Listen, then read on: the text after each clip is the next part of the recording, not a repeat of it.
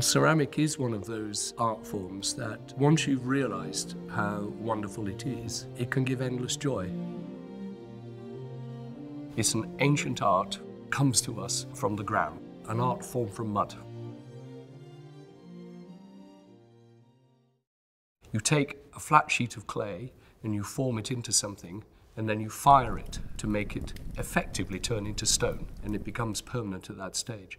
And you can also decorate it with colours, the colours being made from all kinds of chemicals, but we call them glazes because one of the underlying constituents is glass. Ceramic holds things and contains things and protects things. So it has, in some ways, very deep emotional value. There is something about a pot that makes you think about human beings. We tend to equate pots to the human body, and I would say that's perhaps its most intense characteristic. And the very greatest ceramic artists are the ones who worked that out and understood it, and could make pots that made us think. I'm sitting in front of two magnificent works by Magdalena Odundo, who many people consider to be one of the greatest of all living ceramic artists in the world. More than anybody else, when you look at her pots, you think about people. Every culture, you will find out more about that culture via its pots than you will via virtually every other medium until the modern age. Ceramic has tremendously different functions from culture to culture. They went from making things that were of the beauties of their day right through to much darker, religious, often quite frightening ceremonies.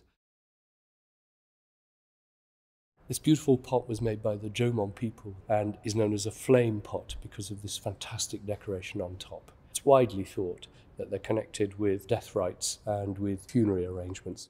The ancient Greeks loved to paint scenes of sports heroes, wars and so forth, and ancient Greek pots often served virtually as newspapers.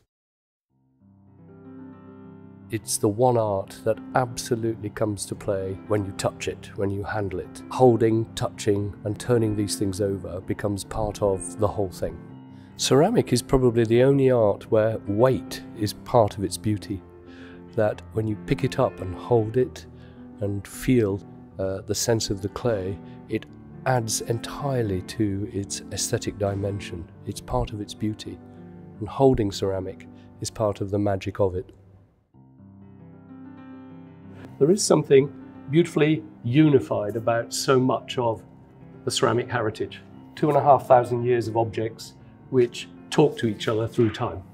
A magnificent work of art by Pablo Picasso with the help of ceramic technicians.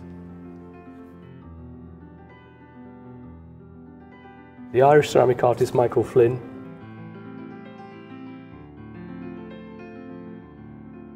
and the ancient Greeks. And what do they have in common? That all three of them use images and symbols from the Western tradition from the time of the Greeks moving forward. We tend to have sidelined ceramic as not being part of the art world with a capital A, of not being about artistic expression as such. This is a complete mistake. And it is time to readjust ourselves, to reposition ceramic where it should be, which is, it's a poetic discourse based upon certain approaches to making objects just like any other art.